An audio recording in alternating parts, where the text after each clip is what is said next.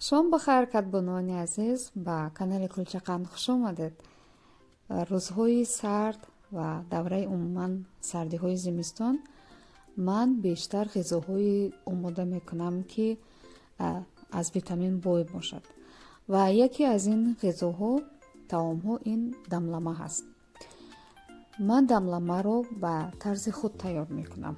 البته من از همون دستور کلاسیکی آگاه هستم ولی من اون رو به طرز خود تیار میکنم و حالا بیاید ببینیم که من اون رو چگونه آماده میکنم و شما هم امتحان کنید، سنجیده ببینید. امیدوارم که به شما پسند میآید. در هر صورت خوراکی خوشمزه و خوش رنگ و خیلی فایده ناک است.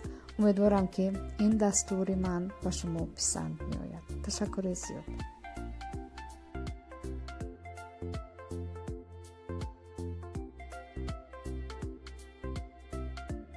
خوب شروع میکنیم. دملمه رو من برای 4 نفر تیار کرده ایستادم. بعد یک نیم کیلو равған میاندازیم، نیم کیلو گوشت و 2 پیاز و 2 قرنفل بلغوری. همه رو آمیخته میکنیم، یعنی تفت نمیدهیم، تنها آمیخته میکنیم. 2 قاشق روبی رومی، بعدا باز آمیخته میکنیم و 1 پیاله آب سرد و 1 پیاله نخود تر کرده. بعد اون سیب زمینی و هویج یا سبزی میگویم و نمک و ادویه وابسته به خواهش، هرچی که خودتان دوست میدارید. آتش ما میانه هست. همه رو آمیخته میکنیم، کمی کبوتی میاندازیم و در آخر باز کرم و خوب آمیخته کرده زیرشک و بربریز و سرپیاز میاندازیم و بار دیگر تکرار میکنیم که ما تنها محصولات ها رو آمیخته میکنیم. بعدی همه رو آمیخته کردن سرپوش دیگ رو میپوشیم، 1 ساعت در آتش پست دم میپردیم.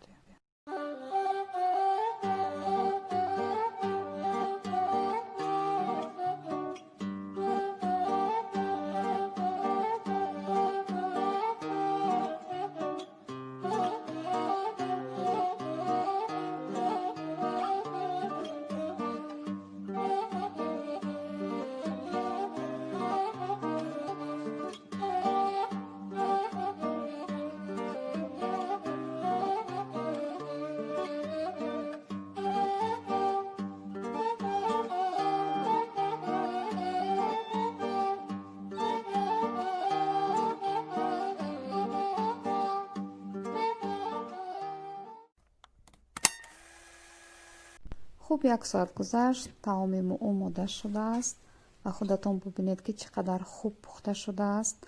از رویش کمی کبوتی میکنیم و با لالی میکشیم.